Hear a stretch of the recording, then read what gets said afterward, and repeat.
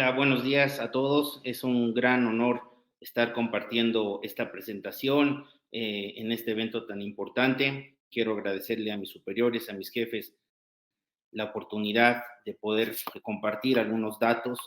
Sabemos que estamos cansados un poco de la numeraria que ha sido muy grande después del proceso electoral, pero yo quisiera y me atrevería con toda humildad a tratar de ver el paisaje que tenemos con los retos como Estado, como gobierno, como sociedad, a partir del título de esta ponencia, que es el régimen. Además, en un contexto donde la democracia no es noticia, está presentando una crisis desde hace algunos años, pero con una gran particularidad. La crisis de la democracia no solamente es en los países del sur, como tradicionalmente era, sino ahora en los países del norte también. El fenómeno Trump, el fenómeno del Brexit en Reino Unido, el ascenso de la ultraderecha en Europa y particularmente en Francia, que está a un paso la ultraderecha de poder llegar al Palacio del Elíseo en París, la ultraderecha en Alemania y otros conjuntos de regímenes democráticos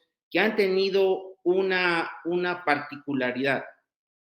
No han sido golpes de Estado, no ha sido el ejercicio de la fuerza que ha minado incluso a las democracias más acabadas o más avanzadas del planeta, como la propia de Estados Unidos o la de Francia o la del conjunto que representa la Unión Europea en un mecanismo supranacional.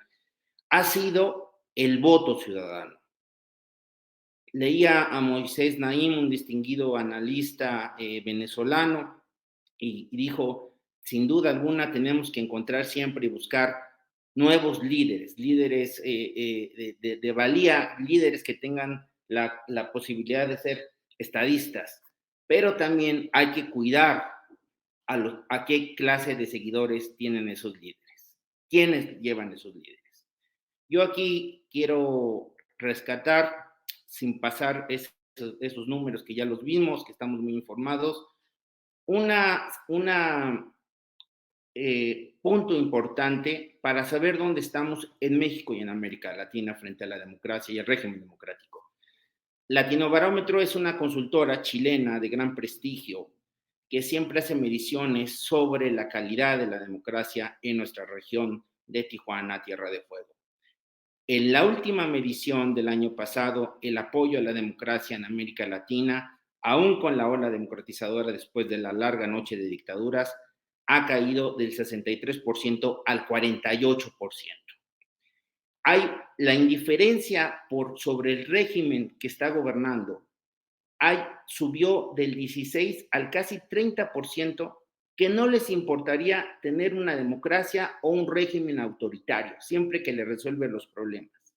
Y aquí es donde me detengo en el caso mexicano, porque de los 17 países que mide el Latinobarómetro, México aumentó la opción por un gobierno autoritario del 22 al 33%.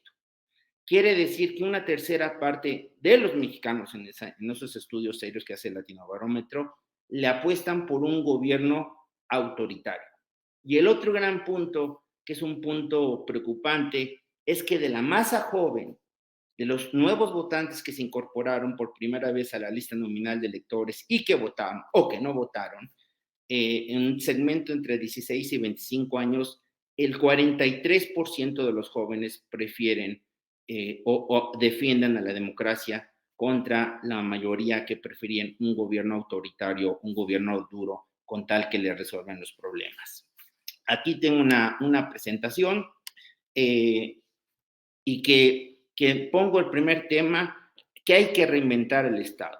Ese es el gran tema, el gran debate a nivel mundial, no solamente ampliarlo, no solamente tener nostalgias nacionalizadoras, etcétera, o que lo abarque todo. La gran lección que me han dado estos años con mis compañeros que he aprendido en la interacción con el poder público es que el poder público no lo puede todo y el poder privado, la iniciativa privada, no lo tiene todo. En esa sincronización viene este quiebre democrático, cito, la fascinación por el autoritarismo que está pasando en este momento. Es una frase que dijo el presidente de Francia, Emmanuel Macron, y el cúmulo de autocracias que se acumulan en el norte y en el sur. Incluso países similares a México por su nivel económico, por su nivel sociocultural, como el caso de Turquía o el caso de India como una potencia, la democracia más grande del planeta, hay regímenes autocráticos que llegaron al poder por la vía del voto. Yo aquí quisiera hacer tres grandes desafíos que plantea México y por qué está la crisis de la democracia o del régimen del sistema. Una, son dos autores españoles que han puesto esto y tratan de ver que el talento ya no tiene el interés de sumarse a la cosa pública, que hay una descomunal falta de incentivos para que las personas, las más preparadas, participen en la vía pública. Y tercero, la política tradicional ha minado sus capacidades para transformar para un mejor ambiente, olvidando que la política democrática es para resolver los problemas de la gente. Aquí hay un tema que pasa todo el régimen de México y que es una herencia cultural de poder que México, antes de que fuera México, la tenemos desde Tlatoani hasta el presidente. Podemos hablar de transición, lo veremos más adelante, pero hay que entender parte de la historia para tener tres vectores que impulsan esta conversación o esta participación. ¿Cómo llegamos hasta aquí? Con un voto de 35.9 millones para la doctora Claudia Sheinbaum, con un nuevo movimiento, etcétera. ¿Cómo llegamos? El segundo, la democracia, la gran resaca de la democracia en México es que no nos resolvió los problemas que creíamos que iba a resolver por automático. Lo veremos con calma. Y la tercera, demostraré que más que una transición democrática, México ha tenido una transición entre hegemonías políticas de la del PRI a la nueva de Morena.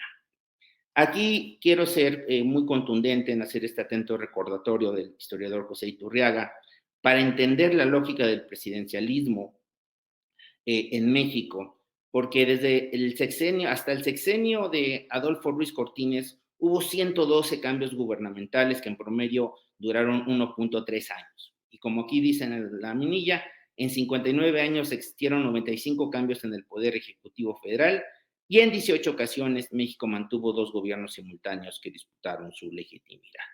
¿Qué es lo que busca y cuál es la larga lucha del Estado mexicano? Certeza en el poder, pero también gobernabilidad democrática con alguien que le dé sentido a esos resortes para ponernos de acuerdo. En esa herencia, México entró para entender el presente más acabado y que ahora está de boga hablar de la reforma política de 1977. Yo aquí quiero hacer un paréntesis breve que tiene que ver con la figura de Jesús Reyes Heroles, que la convocó hace poco en un extraordinario ensayo Enrique Krause en Reforma, pero también del presidente López Obrador, y cómo las cuestiones personales marcan no solamente la carrera de vida de un gobernante, sino también el derrotero de un país. Jesús Reyes Heroles hace una reforma impulsada en 1977, que no es otra cosa que ampliar el abanico de inclusión de las fuerzas políticas, en especial de izquierda, al Congreso de la Unión. Y tiene un punto fundamental esa reforma, que se olvida.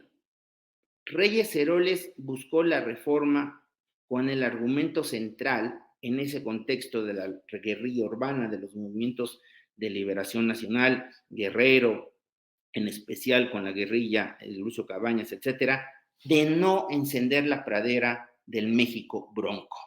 El Estado tenía mejor que incluir a los grupos revolucionarios en partidos políticos en el Congreso de la Unión que estar en la montaña, en la guerra sucia, que podía ser mucho más grande.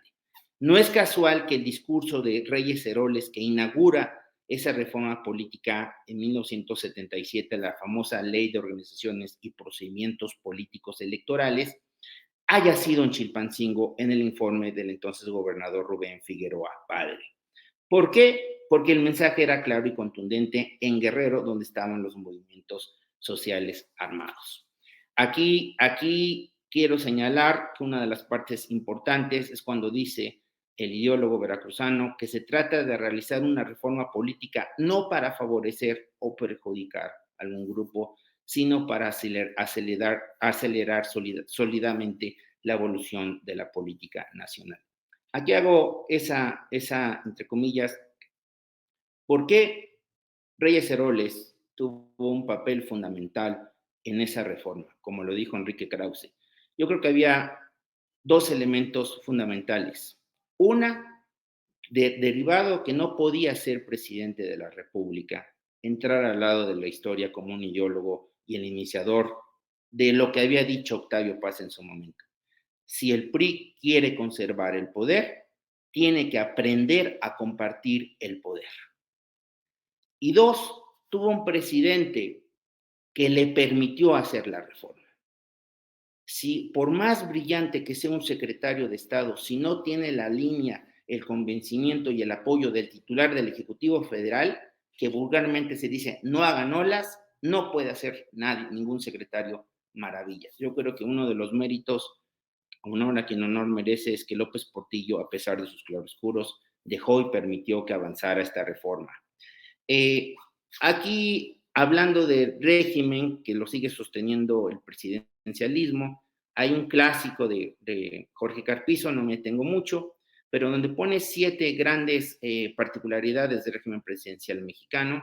Una, que el poder ejecutivo es unitario, quiere decir que el presidente es jefe de gobierno y jefe de Estado. El segundo punto, que el presidente es electo por el pueblo y no por el legislativo, lo que le da independencia. El presidente remueve con libertad al gabinete, no hay ninguna responsabilidad política ante el Congreso, ni el presidente ni miembros del gabinete pueden ser miembros de ninguna de las dos cámaras. El presidente puede ser militante a un partido político diferente a la mayoría del Congreso, y el presidente no puede disolver el Congreso y este no le puede dar voto de censura, que ocurre en el parlamentarismo. Entender esta transición de hegemonías parte por entender también los principios que dieron origen a este presidencialismo mexicano contemporáneo, que está circunscrito a las 13 fracciones constitucionales del artículo 80 y 93, más las reglas metaconstitucionales no escritas. Estas reglas metaconstitucionales no escritas era que el presidente también era el presidente, el líder del partido dominante, del partido hegemónico, el mito de la designación de su sucesor. Eso espléndidamente lo trabaja Jorge Castañeda en su libro La herencia, donde demuestra que no necesariamente los presidentes nombraban al sucesor de su favorito, de su preferencia. Había que hacer un cúmulo de estudios con los factores de poder para ver y sobre todo preservar la teoría del péndulo ideológico que le dio tanta longevidad al PRI en el poder, la designación de gobernadores, que era desde el centro, y la remoción de gobernadores, donde 2 presidentes de la República tienen el récord por haber removido más gobernadores, el presidente Lázaro Cárdenas por el tema de divorciarse, de separar, de mantener sus fronteras frente al presidente Plutarco Elías Calles después del maximato, que quita a varios gobernadores callistas, y en segundo, la parte contemporánea, el presidente que más tiró gobernadores fue el presidente Carlos Salinas de Gortari. Después de 3 alternancias, ¿cuáles de estas posiciones siguen? Esa es la gran pregunta. Y ven aquí una serie de interrogantes que han aparecido desde la reforma del 77, que han sido reformas especialmente electorales. ¿Cambiamos al parlamentarismo? ¿Reformamos el presidencialismo con injertos parlamentarios? ¿O hacemos un modelo mexicano propio, cercano al modelo francés, semipresidencialista, donde el jefe de Estado es electo por la población y el jefe de gobierno de acuerdo a las bancadas que hay? Justamente está a un paso peligroso de que la ultraderecha llegue al Palacio del Elíseo. Esto empezó a alimentar que no bastaba el pluralismo en las cámaras y no bastaba también lo que eran las primeras alternancias políticas. Y me remonto al año de 1989, que el señor Rulfo Appel llega a la primera gobernatura, primer gobernador no priista, y que llega a la gobernatura en Baja California, y empieza a acelerar hasta 1997 un conjunto por gobiernos divididos. Hay una, antes de entrar con mayor definición a esa parte, hay una discusión de que si Morena es la cuarta temporada del PRI. Es una discusión que creo que merece muchos ángulos de mayor agudeza para tener un mejor análisis. Yo escribí en el Financiero que había 8 temas que eran diferentes al PRI y los voy desengranando en esta exposición. Una primer gran diferencia es que el PRI, sus antecesores, el PNR, el PRM y el PRI después con Miguel Alemán, papá, fueron la familia revolucionaria que nació en el poder para el poder. Morena sale desde la oposición, esa es la primera gran diferencia, no nace dentro del poder para repartir el poder entre la familia revolucionaria. Dos, la formación, la gran parte de los que hicieron la Revolución Mexicana no eran militares profesionales o militares de academia, como Felipe Ángeles lo fue. Había que dar orden y sincronización a un ejército moderno, profesional, acuartelado, profesionalizarlo. Y eso creo que fue uno de los pactos más importantes, que fue la envidia en México de Latinoamérica frente a los temas de los gorilazos, los golpes de Estado, las juntas militares en Centro y Sudamérica. El PRI supo institucionalizar y supo mandar a los cuarteles y profesionalizar a las Fuerzas Armadas. Desde luego que quien quería ser diputado, y lo hubo, senadores y gobernadores, para hacer esa parte política tenían que colgar el uniforme. Tercer punto, consolidó una unidad política formidable en cada peldaño en su presencia territorial y en los diversos órganos de gobierno. Lo sintetizo en la frase: todos caben en el PRI o todos cabían en el PRI hasta 1987, cuando la corriente democrática impulsada por Cuauhtémoc Cárdenas, por Porfirio Muñoz Ledo y Ifigenia Martínez, entre ellos Andrés Manuel López Obrador, deciden salirse del PRI para hacer un nuevo derrotero que después es el Frente Democrático Nacional con Cuauhtémoc Cárdenas, la posterior creación en 1989 del PRD. Hay muchos alegatos históricos sobre estas posiciones. Algunos argumentan que más que puntos ideológicos frente a la era del primer presidente llamado neoliberal Miguel de la Madrid, era más que un tema ideológico, era un tema de posiciones. Después de haber sido gobernador de Michoacán, Cuauhtémoc Cárdenas, después de haber sido embajador de México en Nueva York, Porfirio Muñoz Ledo, ya no tienen espacios en la administración pública y es cuando deciden hacer la corriente democrática de todos conocido. El cuarto, el PRI fue capaz de atender más que el aparato electoral, una administración pública eficiente, con una cierta mística de servicio público, con cuadros profesionales en distintas áreas que pulieron a resolver problemas y le daban solvencia profesional al PRI y al sistema, al régimen. El quinto punto, el PRI indudablemente frente a una diferencia grande con Morena, es que el PRI ha sido un gran creador de instituciones, le duela a quien le duela. Simplemente las instituciones, incluso midiendo, haciendo una comparación entre Luis Echeverría Álvarez del 70 al 76 con López Obrador, que el debate público los asemejan. Echeverría hizo el CONACYT, hizo Profeco, la Universidad Pedagógica Nacional, el CIDE, etcétera, etcétera, etcétera. Entonces, sin duda, estamos la transición de cuando no el PRI gobernó, llegó el PAN y hasta ahora han sido sostenidos sobre esas estructuras institucionales que creó el viejo régimen y que hoy hay una gran nota.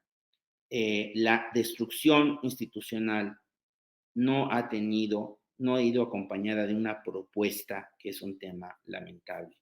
6, el PRI posibilitó 3 amortiguadores, creo yo, importantes que le daban credibilidad o cierta confianza.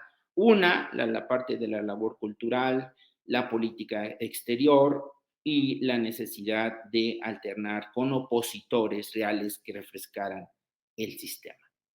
esta parte, sobre todo la política, el PRI permitió, no solamente permitió, no fue una canonjía, fue un racionalismo de realpolitik tremenda, que para validar el régimen en ciernes democrático de un partido hegemónico, había que desarrollar incongruentemente para algunos el Partido de Acción Nacional, que nace contra Cárdenas, contra los fundamentos de la política cardenista y que fue el gran opositor de México, más allá de otros partidos rémoras como fue el PAN, el PPS, que iban con el PRI. Había que tener esa oposición marcada, etcétera.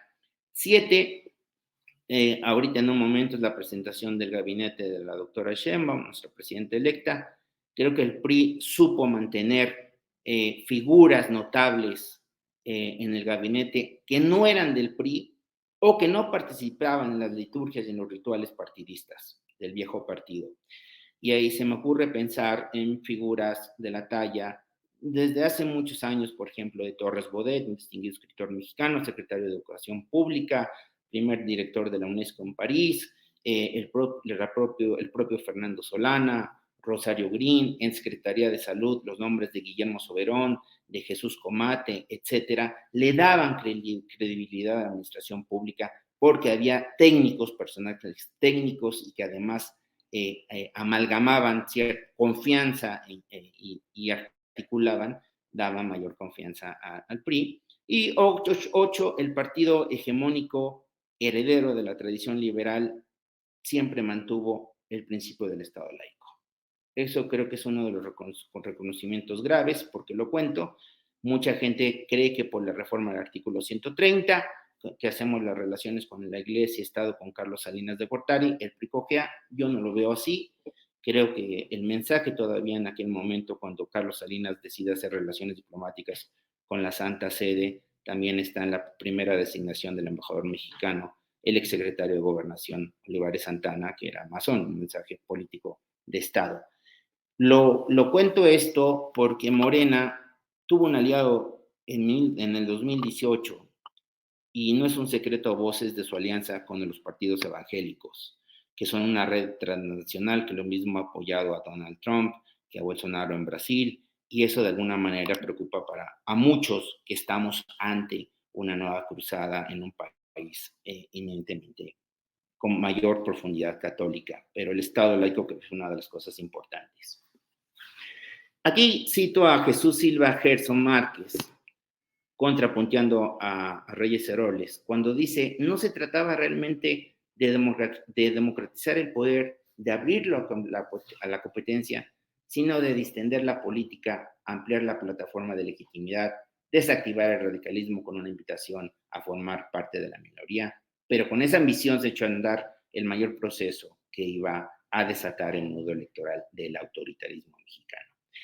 Esta parte me parece importante porque a partir de estas reformas electorales es cuando empieza a ganar, se permitieron las primeras alternancias, no solamente en los estados, después en el 2000, en 2012 y ahora en el 2018. Se fueron perfeccionando con una serie de reformas electorales y donde también, hay que decirlo, hay un punto de crítica.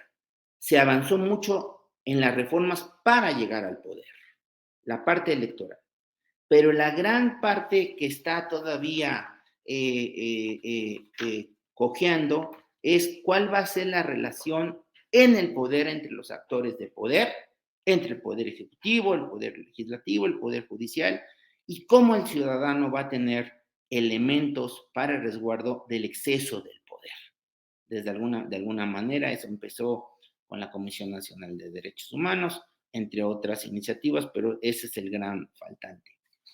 A reserva de tener una discusión y escuchar sus preguntas, yo puse una lista con ese propósito de ver el paisaje más allá de los números que ilustraron que la presidenta Sheinbaum ganó con un histórico casi 36 millones de votos, y que tenemos una posición atomizada, dividida, desarticulada, puse estos riesgos que tiene que ver con la democracia mexicana, con la nueva elección de la presidenta Sheinbaum. Primero, Uno, que es el que preocupa a muchos, es la mayor penetración del crimen organizado y narcotráfico en los tres niveles de gobierno, preferentemente en los municipios y en el legislativo y judicial.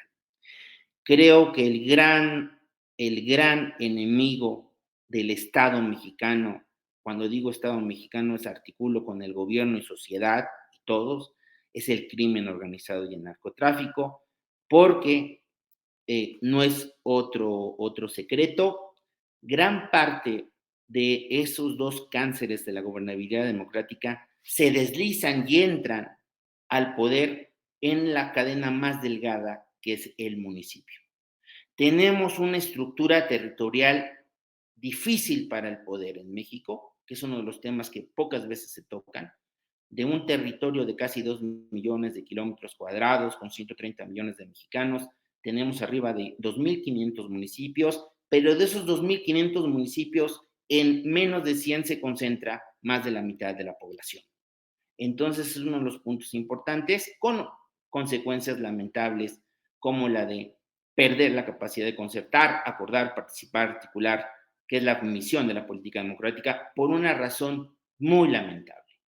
Porque para los ojos de muchos ciudadanos, el narcotráfico o el crimen organizado en sus distintas facetas ya está en representaciones políticas, sin importar los partidos. Hace unos días, Proceso daba cuenta de un terrible video de un presidente municipal aparentemente participando en la ejecución de un contrincante, de un presidente municipal. Y esto está marcando lo que estamos perdiendo, autoridad legítima en el territorio. No hay que olvidar que Colombia en sus peores momentos, donde había tres elementos cancerígenos, que era el narcotráfico, la guerrilla y las fuerzas paramilitares, 40% del territorio colombiano no existía el Estado colombiano. Los Estados Unidos dijeron a México que en la porción de México era mucho mayor por este tema. Segundo punto que va a tener que plantear a la doctora Sheinbaum y a todas las fuerzas políticas y a la ciudadanía, el sistema de partidos está debilitado. La próxima elección federal será en el 2027 y la gran pregunta es, ¿habrá nuevos partidos políticos? ¿Sobrevivirán el cascajo que quedó entre el PRI y el PAN? Y una pregunta que tiene que ver para la parte ganadora es si Morena como movimiento va a lograr articular un auténtico esfuerzo de partido político institucional, programático, articulado, disciplinado en su interior, como alguna vez lo fue el PRI y también incluso el PAN.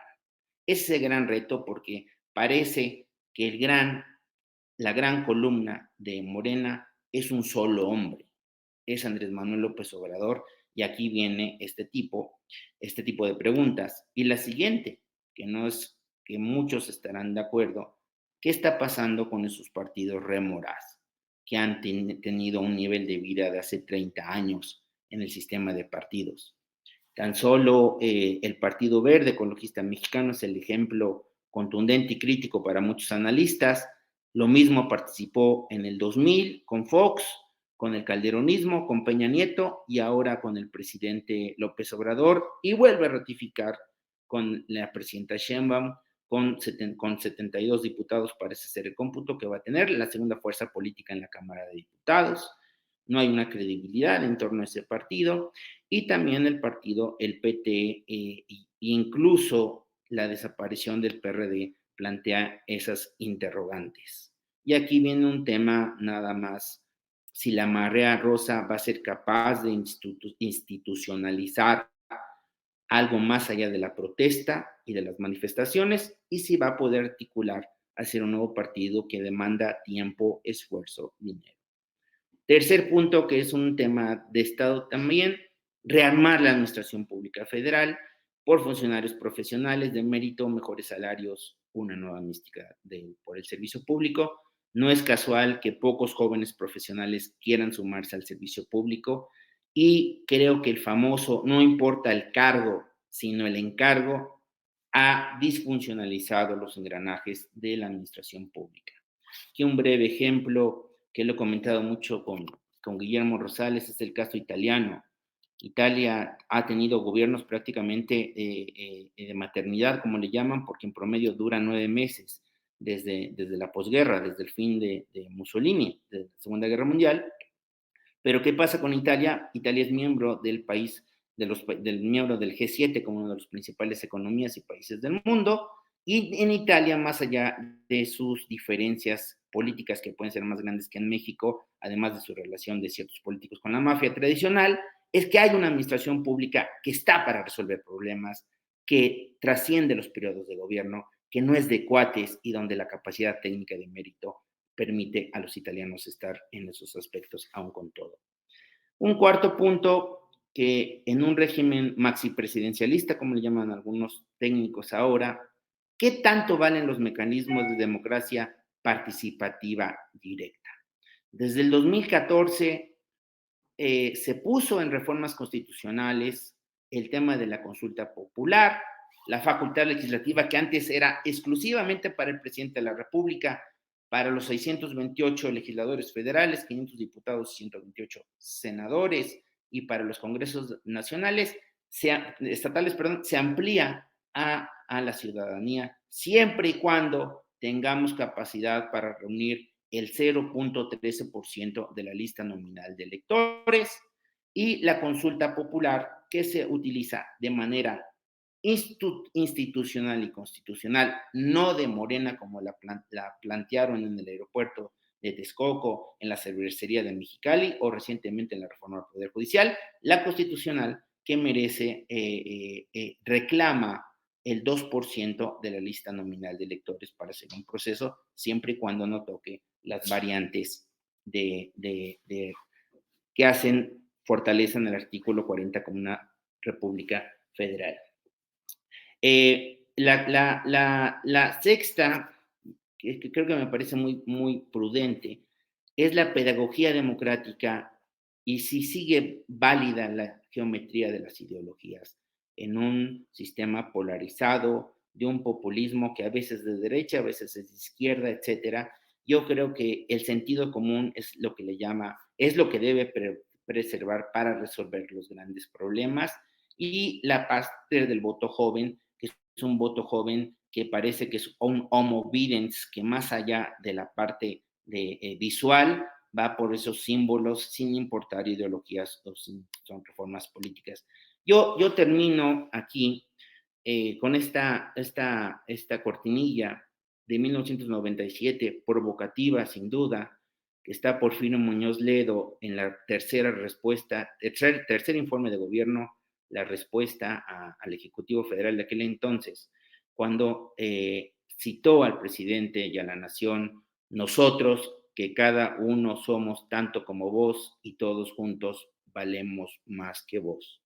La voz histórica de Porfirio Muñoz Ledo, en ese momento, replantearla en estos instantes. Hay una regresión autoritaria. Yo creo que más que transición a la democracia, ha existido una transición de hegemonías políticas de un sistema como lo fue el PRI al neocaudillismo. Hay la necesidad de hacer una democracia con demócratas, y es no nada más puntos valiosos como el reconocimiento de la derrota que dio la candidata de la oposición, Xochitl Gálvez, sino también ver a la democracia como un tema contundente, cotidiano, como un proceso nunca acabado, como lo dice la propia Constitución en su artículo tercero, una democracia sin adjetivos, diría Krause. Y yo creo que estamos en un momento en que los futuros de México están por definirse. Eso sería mi presentación, ya me tengo que ir terminando. Cualquier pregunta, estoy a sus órdenes. Muchas gracias, Juan Pablo, por tu participación en este Foro AMBA 2024 Vehículos Comerciales. Muy interesante la ponencia y sin duda alguna que seguiremos analizando el acontecer político íntimamente vinculado al desarrollo de los negocios en México.